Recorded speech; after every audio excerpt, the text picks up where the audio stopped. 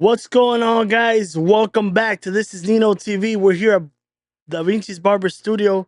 We're bringing more stories as we promised.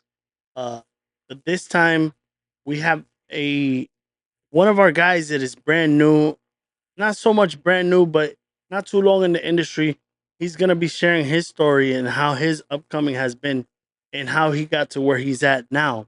But before we get any further, make sure to subscribe, like, and share this content so you can show your support and share the stories that we're about to give you. But let's keep going. Right now we have Tanner El Blanquito Barber in the house. Let's go. What's up? What's up? What's up? How's everybody this evening? How How you is? doing, Tanner? I'm doing good. Doing good. I'm so happy to have you on the channel. We work together, but we never had the chance to really hear your story. So I'm super excited about what you're about to share with us today, and letting yourself be known in the community, and letting people know what has Tanner really been through. Who is Tanner, right? You can start out by who you are, where you come from. Who Tanner is? That's a big question for me. I'm 23 years old. I'm a young guy, but I look older than what people see. I've been through a lot. How old are you, by the way? I'm 23. I just said that. 23 I years said old. 23. I was 2000. This year 2024. Right now, about to be 24. It's a millennium baby. Wow. Millennium baby. Yeah, it's funny. Parents met actually in their hometowns together. They were at a bar. Dad was playing pool. It's what I love to do when I'm on my off time. When I'm not with you guys or cutting hair, I'm at a bar playing pool. Usually, it's where y'all catch me. But they met through a bikini contest at a bar. Bikini contest. Yeah, my mom won it. Mom won it. That's where my good looks come from, and the dad clearly. But the name actually comes from their first date. Their first date was at Tanner's Bar and Grill, which is in Kansas City. So I'm a Kansas City native, somewhat air quotes unnative or Kansas City native. I'm a military brat. Dad was 24 years in the Air Force. Moved around a lot. I was born in Nebraska, Omaha, off at Air Force Base. 3 years later, we moved to Tyndall, which is Panama City. Beautiful, beautiful. It's where I learned a lot. My love for this state as well. Learned that a ginger can get tan at a young age. I'm not that transparent. I'm transparent now, but when I was a kid, I wasn't You get transparent. tan or you get burnt. Like I tanned as a kid. I tanned as a kid. I did. It's kind of funny. My family only noticed that I had a tan when my shorts were down. That they knew that that was their kid outside without his pants on. you imagine the ginger with no, and we're not talking about little ginger. We're talking about big ginger. No, this was little me. Leprechaun This type of was guy. little me. This was little me. Like I'm talking Annabella size, man. Your daughter. I was that age, Small. small before I hit my huge growth spurt. But uh, we moved from Tyndall to Shepherd Air Force Base, which is Texas, in 2006 to 2009, and then in 2009 we moved back to Florida. We moved to Fort Walton Beach, and that's where a huge impact in my life happened was there. I had 9 years of being a kid, and then lightning struck the family. I come from a broken family. I have uh, two other sisters. One right now, rest in peace. Love you, Corey. Um, but uh, at a young age, I had a family who fought, argued, mentally, physically, emotionally abused, and in a family who fought through addiction. I'm a son of an addict, both sides. Tough. It's tough to comprehend. I'm a brother of an addict. You know, I'm So you do have siblings yeah. I'm that are going through that are or did go through the yeah situation as well. yeah. Both sisters did. Both are happy in well, I think happy. You know, I haven't talked to him in a while. I miss him. Uh, one I really do wish was still here. But she did leave back a beautiful, beautiful daughter, Leilani. I love you. You are my motivation. I'll tell you that. Leilani is my motivation my whole life because she's the last thing I have of my oldest sister. You know, you guys were there when I got the call that she was dead. I remember You that. know, that was it's a tough week for me. It was 4 days before her birthday. So yeah, I do remember that situation happening where you had to leave out in a rush, right? And you actually had to go up and for that situation. Uh, and just the story on how that happened was so horrible and devastating, right? Because now she left a baby behind.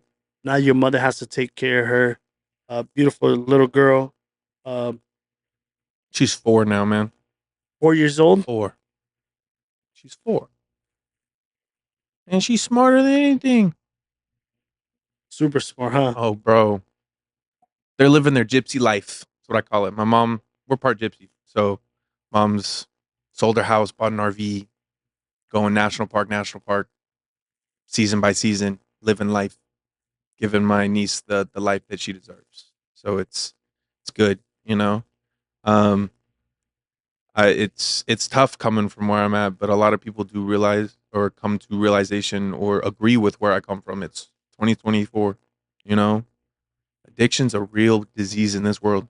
So how did you deal with that growing up Oh. as a young kid? You know, living in Kansas City, obviously. So I didn't I wasn't going through in Kansas City actually. My mom got sober in 2013 or 2012. 2012 or 2013. It was right after my dad retired. You know, and that's when it hit. Mom got sober, dad retired. Next thing you know, dad's off into UAE, does a contracting job. This is what I'm told. Does a contracting job and does this, you know, and he's living there, paying bills, you know. Uh, Christmas, not Christmas, Thanksgiving Day night, right? As a family, you know, from a divorce, you know, parents got a divorce. We didn't celebrate after How old were you when the divorce happened? 12, So 13. you were conscious about what happened. Oh, Y- I didn't You're the know. youngest, right? Out of I the didn't four. know till I was 19 of really what happened. You know, I still get some stories of actually what happened to this You day. really didn't notice it when they got divorced. Oh no! Oh, That's what I'm saying. Like, when I noticed them get divorced was Thanksgiving Day, right? Um, we were we were doing our Thanksgiving Day traditions, which go see a movie and then do a little shopping, tell mom what we want for Christmas, right? And my sister, oldest one at the time, this is where she uh, got arrested. My sister was a problem child. I would say that, but she was a protector. She fought for me. She protected me. She loved me.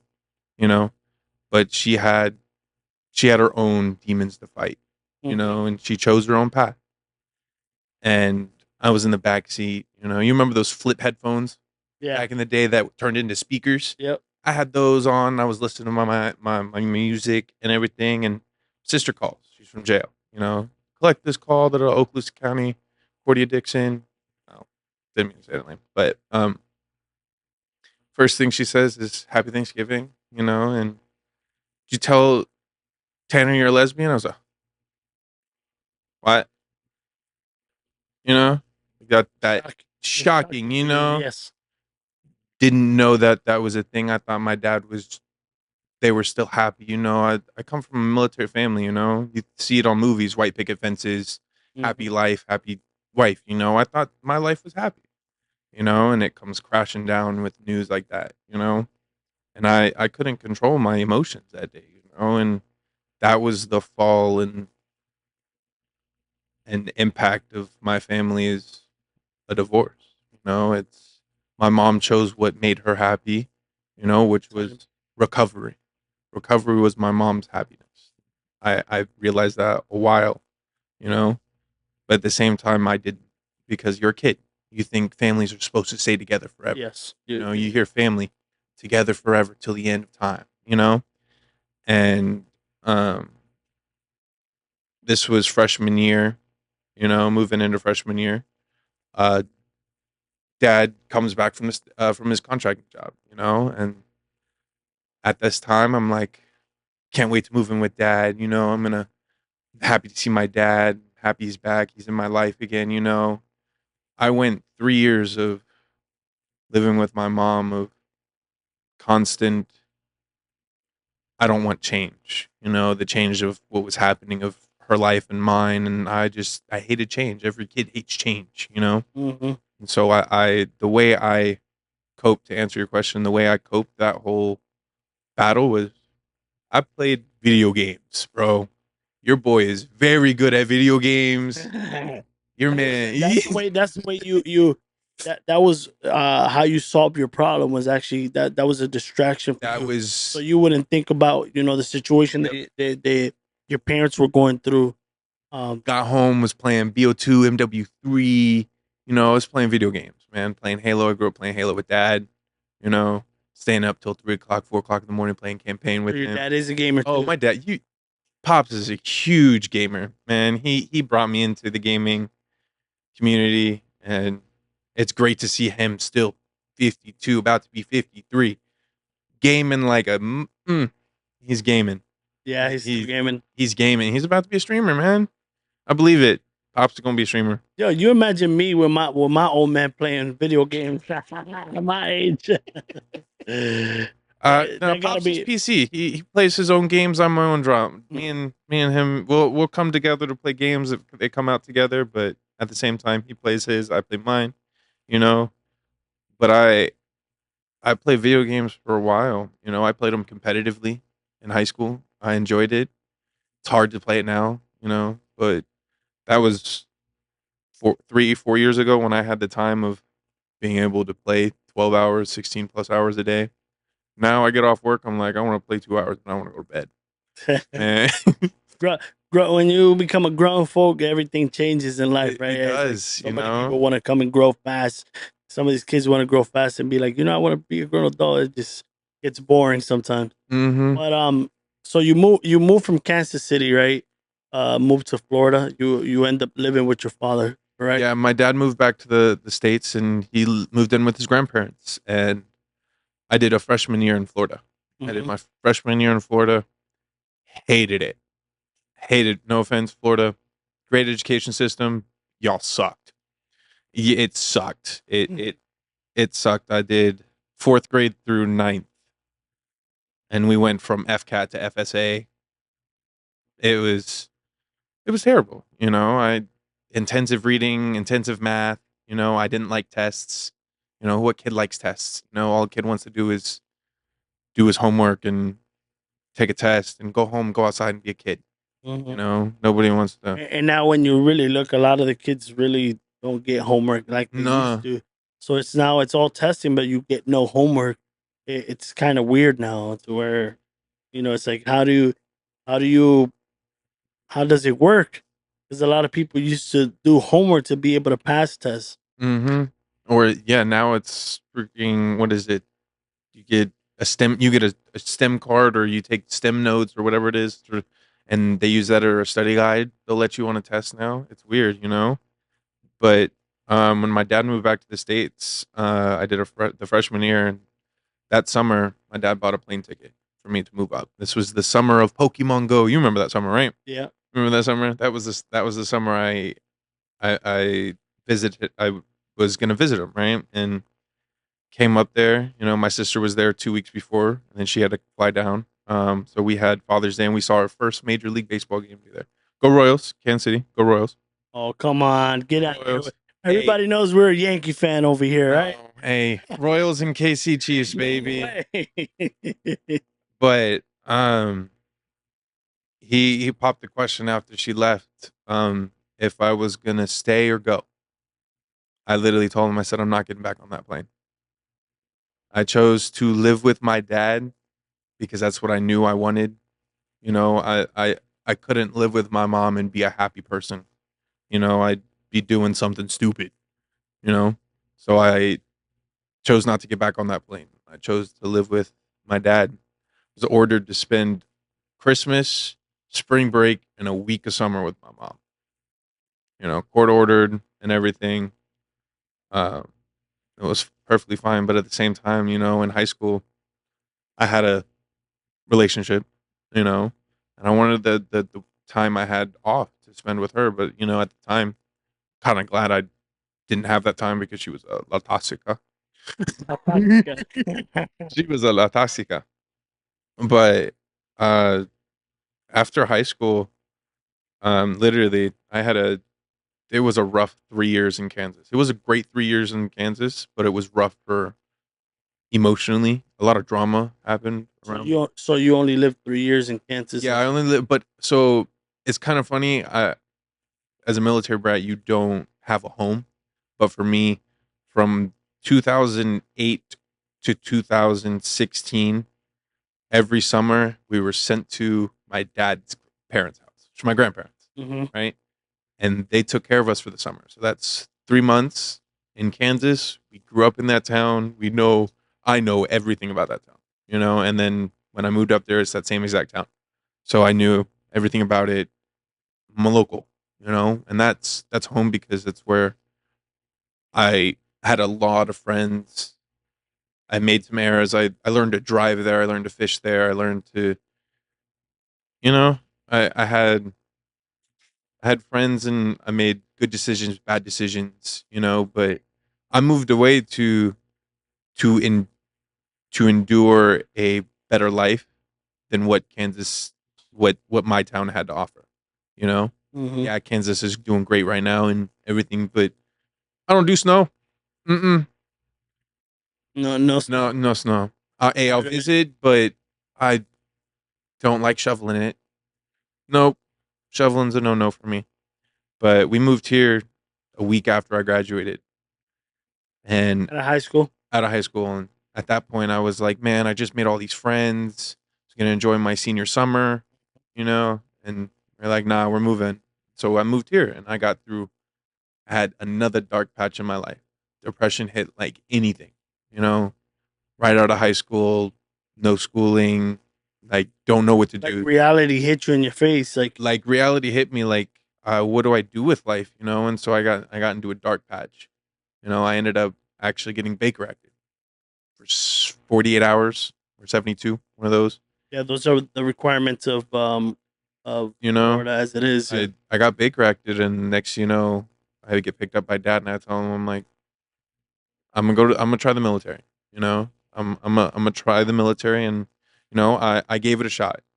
I saw some things, and experienced some things, learned, and it just wasn't for me. I don't like the yelling, I don't like the screaming, and at that time,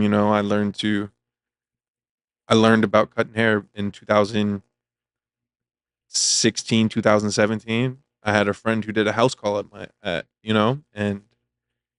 his name's Mason Root. Shout out to you, Mason. Um, he came and cut my friend's hair at my house, and I watched. You know, looked at his setup. He had a case with all gold babyless trimmers. The Ferrari editions, like, hmm whoa, shiny. And he had some Andis Masters, and he did a flat top, and I watched. And that's where it kind of sparked. You know, and so from there So, on, but what happened with the military? Why didn't? um, the military didn't have. I had an injury prior to service, Uh, right? So I tore my PCL my senior year in high school.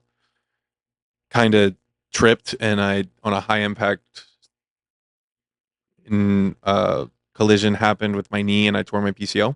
Kind of funny how it happened. We were doing a 40-yard dash for weightlifting for our exam, hmm and I did mine in a good 5.0, and next thing you know, I'd clip the right or left end of my heel, and I fully impact on my knee to a concrete inside track, and I just slide like I'm in safe, like hitting safe, like straight slide, and I just get up, and I walk it off, think it's a good thing, and I line up for my second one, and next thing you know, all I do is start, and it just cramps, locks up, and I fall. It's all I know, and then I get an MRI done. says I have a torn PCL, I do physical therapy from there on out. Fast forward back to the military. We were on our. I did everything through military: red phase, blue phase, white phase. Right. Um, Ended up slipping on our FTX Forge. Uh, after our after your whole 9 weeks and everything, after red, white, and blue phase, you do a ruck march for a weekend or 3 days. Right, 2 nights, 3 days, and this was Valentine's Day weekend. Right, we just got done with our family weekend and then did FTX, and it was sprinkling, moist, wet Georgia winter, and we're going up like I want to say 45-degree incline hill, maybe Oof. steeper. Like it's a steep hill, and we're just rucking up it, and I'm carrying a 240 Bravo, you know, soaked to my brim, my ruck soaked, I'm soaked, I'm freezing, my hands are welched, looking like prunes, Mhm. you know, and I slip and go full impact straight to my knee, and I had to stop. I said I can't. This is an injury prior to service. You guys can't do anything about this. This is I hid this from you. It's something I hid from them, and just so I could try to prove myself. And the point I couldn't. And so I during the military. Every battalion or platoon has their rules, right? Mhm. Some rules are you go to the PX and you get your hair cut at the crappy barber, which is they just shave your head weight straight, just choink, or they'll buy every platoon a pair of clippers and you cut everybody's hair, right? Mhm. And that's what we did. We were donated a pair of clippers. They were Walmart walls, Yeah, guards, yeah, very color cheap guard, clippers. Yep. cheap clippers, and they told us you have to shave your head every Sunday, but it has to be shaved by dinner time chow. Sundays is our days off, right? And so they allowed us to have a lineup or a taper or whatever for church. Sundays are church days. So you literally go to you can choose whatever religion you are. You can check whatever religion you want to be out. You can check out Judaism, Catholic, Protestant, or anything. And in my opinion, I went to Judaism for the bagels. They give you free Yeah, he bagels in the said. morning. He said I went for the bagels. I was in for the food. That's it. I wasn't. I didn't care about nothing else. It was an experience, but it was an experience that made me grow, and I realized like I didn't like it, but I like cutting hair. I was giving tapers, I was doing lineups. I got smoked a couple times for it because they're like, "Why are you doing this shit?" You know, Hmm. and I just did it because it was something that was available. And I And this was still in Kansas. This was no, still this was in the here. military. This was in the military. So that was This was military is when I started to fully like dive in. Like Kansas, I learned about it. I researched it. I watched 360 GZ, 360 you know, GZ. and I had a barber in Kansas as well that I learned a little bit about as well. Kansas barber laws are weird. Mandatory closed on Mondays. Mandatory closed. Like their barber board is your mandatory closes on Monday. Like it's weird, or it was Tuesday you can't cut hair. Like there was a day. So normally in the barber industry, what happens is a lot of barbers don't work Mondays. That's like been a thing for a long time, a very long time. It's been to where barbers faithfully take Sundays and Mondays off. I never understood that why. Why you I don't guys know. take I Sunday and Mondays off. I just think it was a schedule that really a lot of barbers just made up, and it made sense to where they were able to get both of their days in a row, right? And they just work. They just make majority of back in the day. They used to make majority of their money on a Saturday, Hmm. because that's when everybody had available to spend 3 hours in the shop, 4 hours as a walk-in, right? That's the way the system used to be until everything changed now to where we have um, the booking system, or where it makes it easy for people to actually schedule their appointment and be able to plan ahead of time on doing whatever they have to do. Hmm. And so I would. So before you continue now, you went from Kansas City, moved to Florida. Now I'm Um, in the military. yeah, now you're You in the know, military. Um, I'm you're about to get out of the military. This you're is 18. You're lost. You're going through depression. You're going through your situation. And throughout the mix of the time, you know what happens after like your whole situation with when you ended up getting hurt and you know what happened was is it's called RTT, refuse to train. That's what it's called. And I literally, when I stopped, drill sergeants came up and they're like, "What's going on?" He's like, "I can't move my knee. Like you've noticed, I've had constant pains with my knee over the past." yeah. But what happens like What happens is, so you'll refuse to train and they'll mark up your paperwork and then you get sent to RTU, which is called or RHU, which is return home unit, mm-hmm, right? And you're there for 2 weeks or however long, right? But mm-hmm. this time, this is 2019, beginning of 2020, so right beginning of COVID, COVID. right? And in the military, the only thing we knew in the November to March frame that I was there was Kobe's death and the Chiefs winning the Super Bowl. That is all we knew, right? We learned. Wait. Okay. We know for those that you don't know, Tanner's a Chief fan, and I'm a Bucks fan. All right, so it's always it's always been a fight here at the shop to where we're always fighting, right? Because obviously, these last couple years has been a a rivalry to where Mahomes, Brady, the Bucks. It's not a rivalry anymore. Brady No retired. more. Hey, so but we all know that still Brady It's remains the GOAT. Brady beat us in the Super Bowl. Yes, That will be. he still remains the GOAT. You So know, I want to hear it. he's the only one to consecutively beat So Mahomes. he is still the GOAT. In my opinion, yes. That's It's it. That's all I wanted to hear. Brady. That's all I wanted to hear. Brady is the goat. He's Mahomes is the baby goat, soon to be the goat. Just give him some time. All right.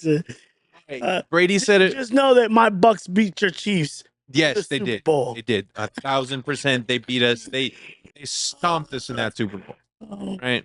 So what made you the Chief? What made you a Chief fan?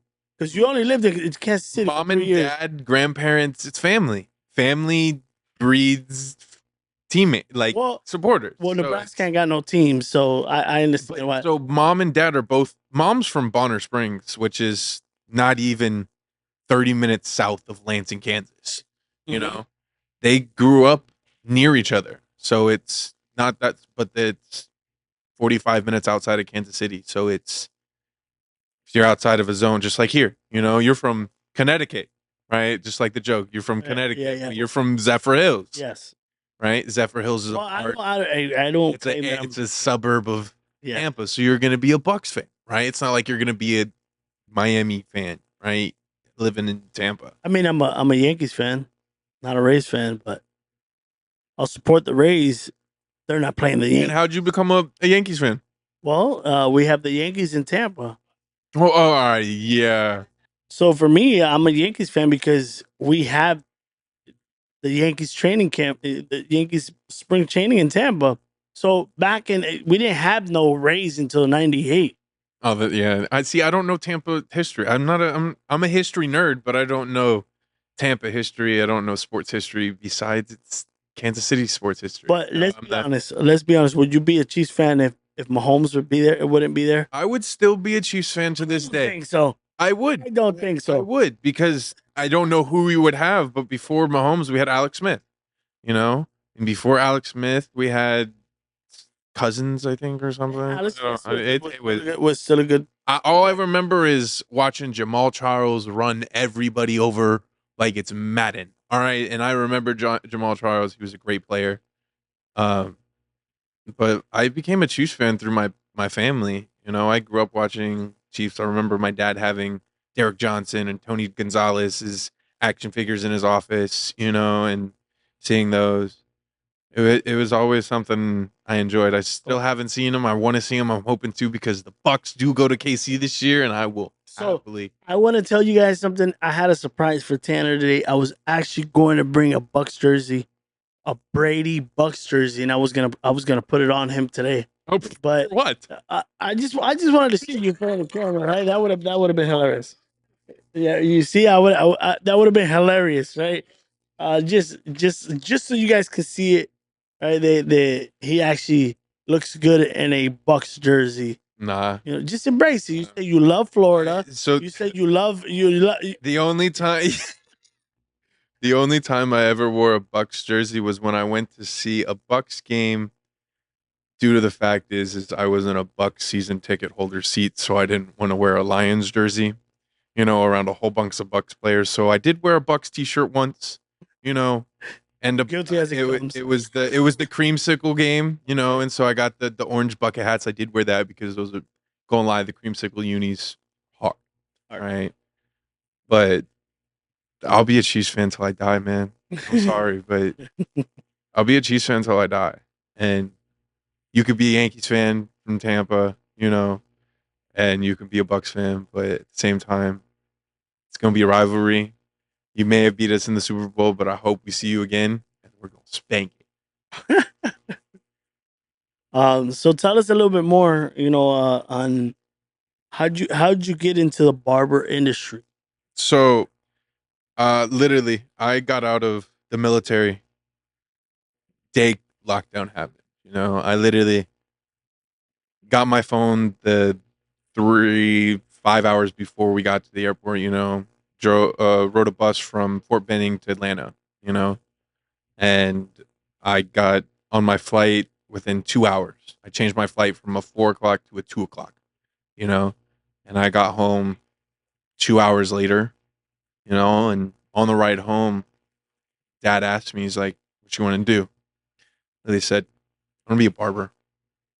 I want to be a barber. I want to go to school, be a barber. At that time, Dad was a couple months into barber school as well, so he already had it down on a lock. He knew what I needed to do, how to do it, and everything. And so I full sent into the barber industry. I went to school. It was still COVID, so it was a little bit weird. We did Zoom calls for a little bit.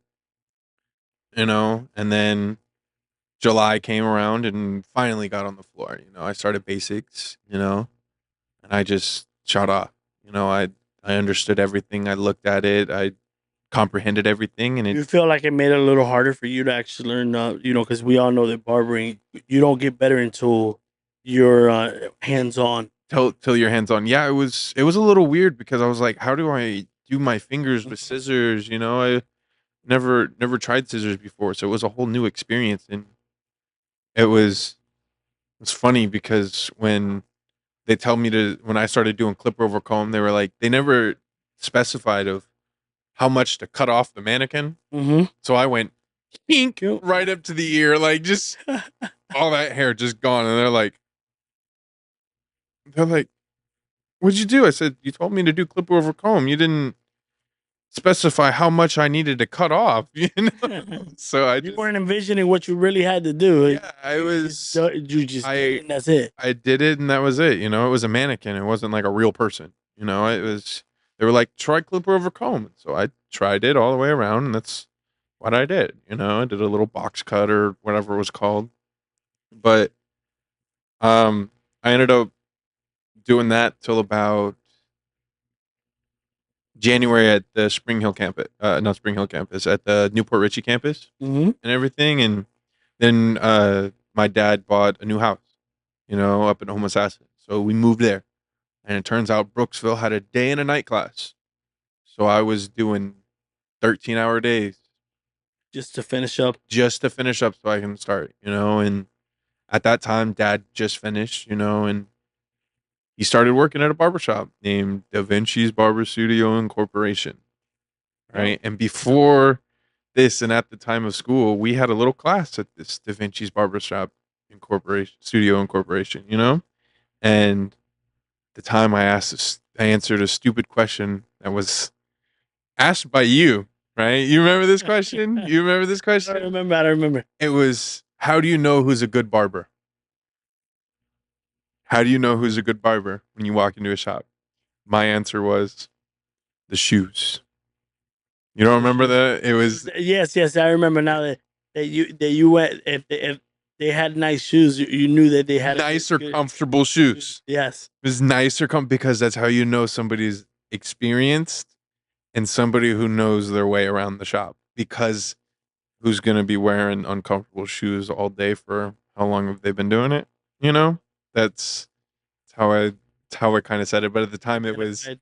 it didn't get taken that way as, oh, this dude just looks at shoes. That's what it was. That's what everybody took it at, and I was like, I'm gonna just shut up at that point. And then at that point, Dad was more worried about football than actually staying here, and so I kind of was dragged to go watch a football game rather than stay here. But I got to see the beginning of what this place looked like before I got to step foot in it 9 months before, Hmm.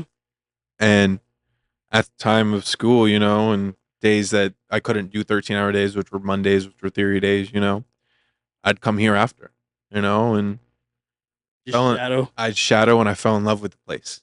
I fell in love with this environment and everything. And well, I fell in love with Da Vinci's the moment I stepped foot in that class.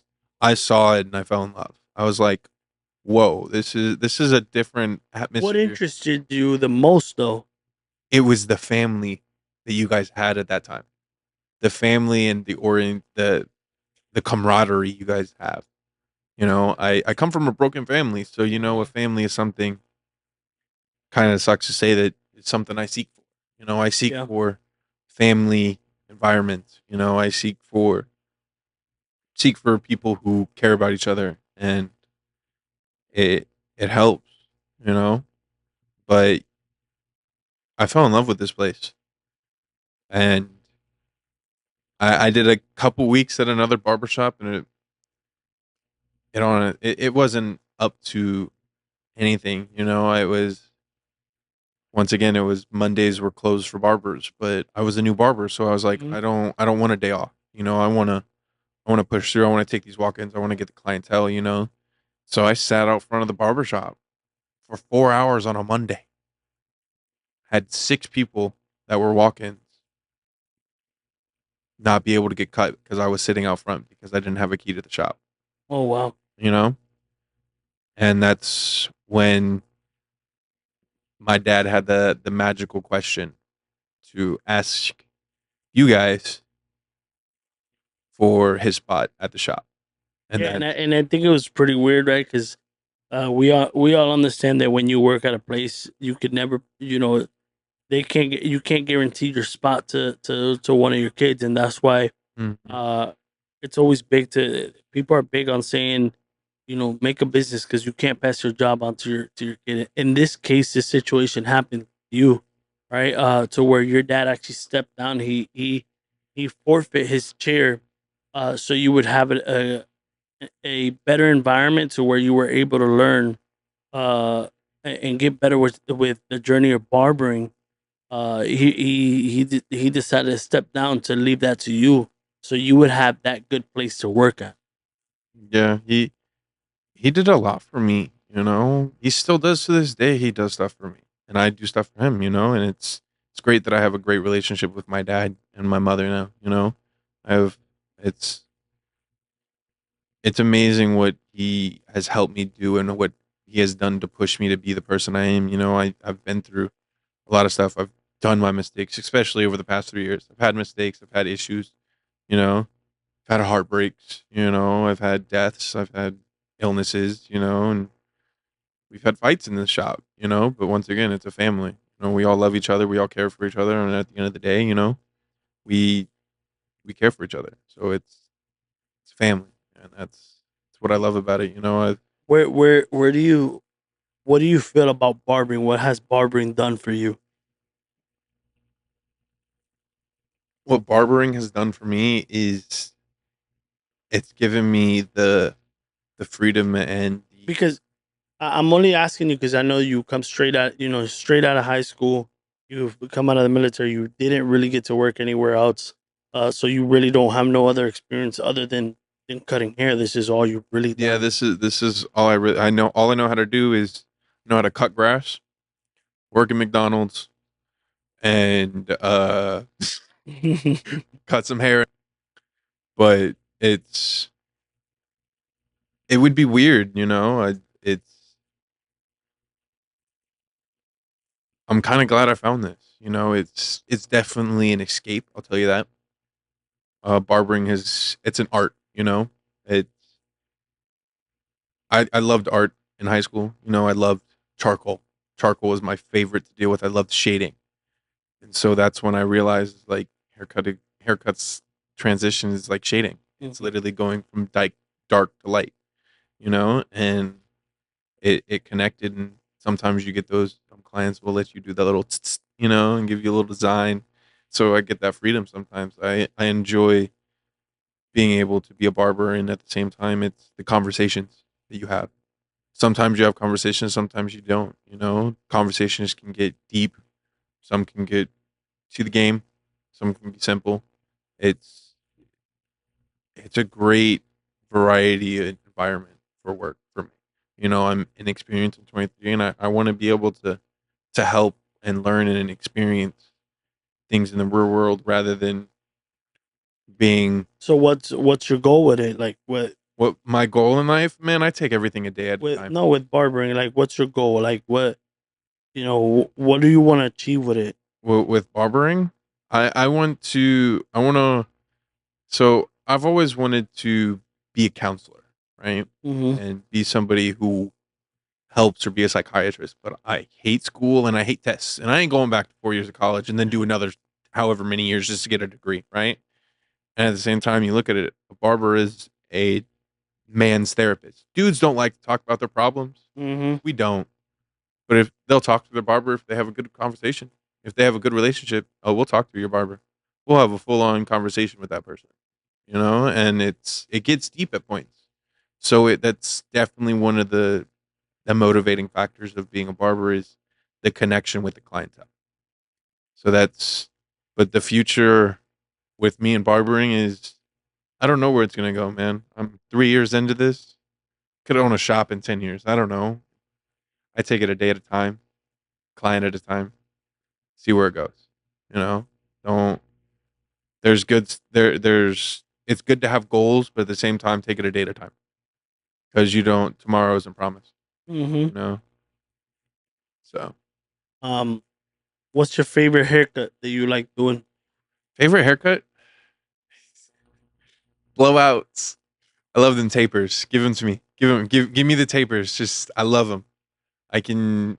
I've learned to enjoy the taper a lot more. It used to be really hard, to start in the beginning, and now I have a perfect system. You know, it the basics in barbering when I started, I threw those out the window when I started working at a shop, and I started shadowing. Everybody has their own techniques. Everybody has their own way of cutting hair, and you find it over your experience as well on the floor. You find ways to cut corners that school won't teach you. They just teach you this, that, and the other. They teach you the basics to go out in the world. It's what they're required to do. You know, the school is not required to teach you how to properly blend in like They just show you plastic the covers basics. Yeah, do. they show You you know, it's they show us the basics and sanitation, how to be able sanitation, to pass that the test. the board, the it's basics. You know, and And we're not saying that that's in every it's state. not a Yeah. bad no, it's not a bad thing that they do that. It's just at the same time with somebody who wants to make a name of themselves in the industry, give those people that effort. You know, give the people that want to learn those things that information. You know, rather than just tell them, "Oh, I don't know," and then you have to Google the question or Google the video of how to do it. And at the time, sometimes the videos don't actually give you the true product at times. So it's different, you know, and it's a challenge throughout the industry. But at the same time, the industry is a loving thing. You know, it's helped me. It's been a savior. I'll tell you that. It's pays my bills. I'll tell you that because I'm 23, no other job experience besides other small things that just don't matter. You know, it was just I did a full dive into the barber pool. I said I'm gonna make name myself doing this. And here you are, a Here couple I years am. I'm later. a military brat, moved everywhere, decided to be a barber, and showed everybody wrong that he's not going to be arrested or dead.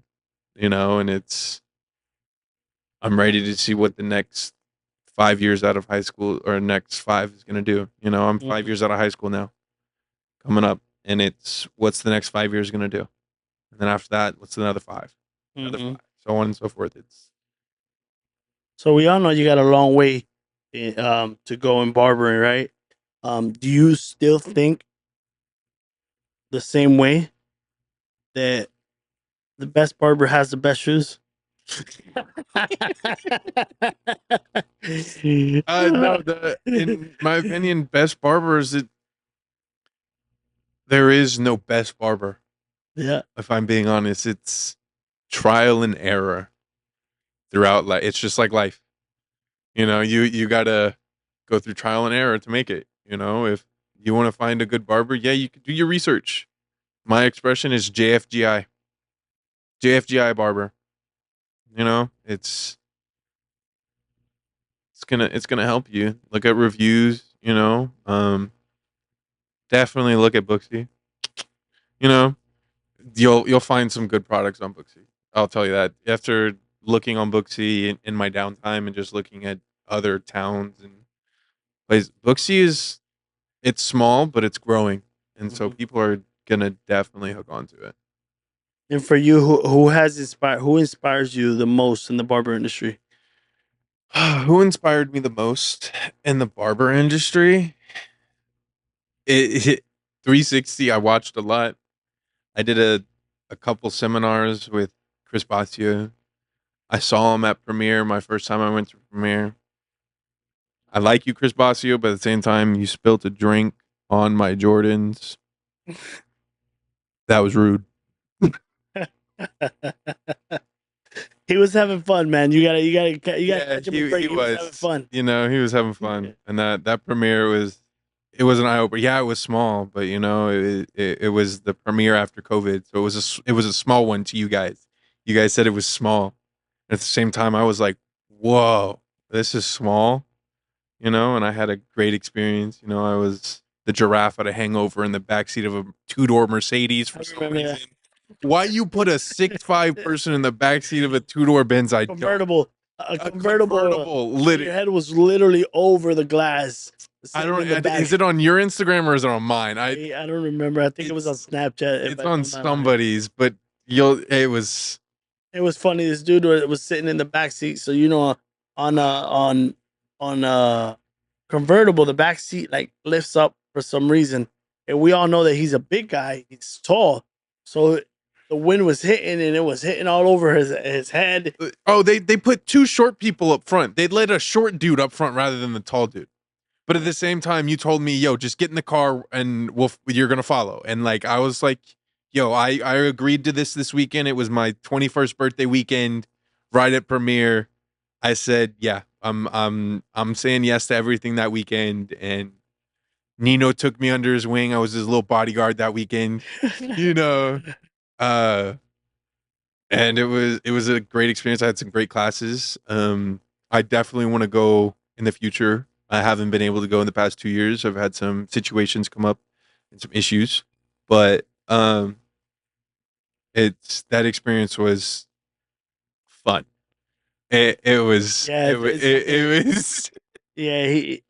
I think it's one of them. It's the event that you had a great experience, and you like always spoke I about it. not once again I'm 23, so I'm an inexperienced person. Yeah.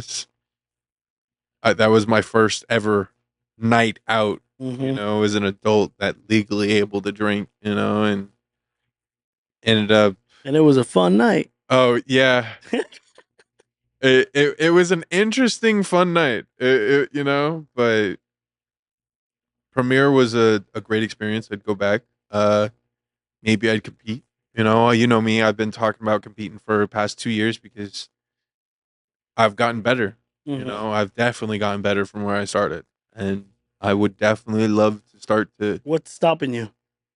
I'm nervous. That people see a white guy as a barber, they're like, "You cut hair? Like you really good at hair? Like Can you? Yeah, come on, you've seen the So people that's where you show your talent. That's where that, you actually but demonstrate. it still goes down to my my my gut and motivation is like, I I'm not ready. You Not know, ready. like it's. You got to keep practicing, get better. Mm-hmm. Perfect the craft, and you can make it there. But you're always gonna be nervous. You can be 10 years, 15 years in, and if you Mm-hmm. ask anybody that competes, they still get nervous till this day. Um, if you had the chance to cut anybody's hair, who would it be? Do we want to do an easy haircut transformation? Like Oh, what? Like anybody in the world? if like you somebody like particular, like who would you love to? Whose hair would you love to cut? Whose hair I would love to cut? It's a difficult question because there's a lot of people in the world. I'm not gonna go typical. You probably want me to answer this. Is Patrick Mahomes or Travis Kelsey? That's what You were gonna. I'd probably say that's something, But no, I'd actually want to go somebody who is more easy. I want to cut Dana White's hair. Let me shave that bald head of his. Dana White. Hey, I will. Hey, he's a busy man, and I get it. I will happily shave his head for him. He ain't got to do nothing. Hey, I'll shave it, and all I got to do is, hey, I just want to watch the fights. That's it. Just let me watch the fights for the rest of my life. I will shave your head and cut everybody in the UFC. Just, You would do it just for the network, just to be able to just, have. I want to. Hey, I want Joe Rogan's. I want to live like Joe Rogan, and just watch the UFC fights. Front row, best seat in the house, and all I got to do is cut hair. That's it.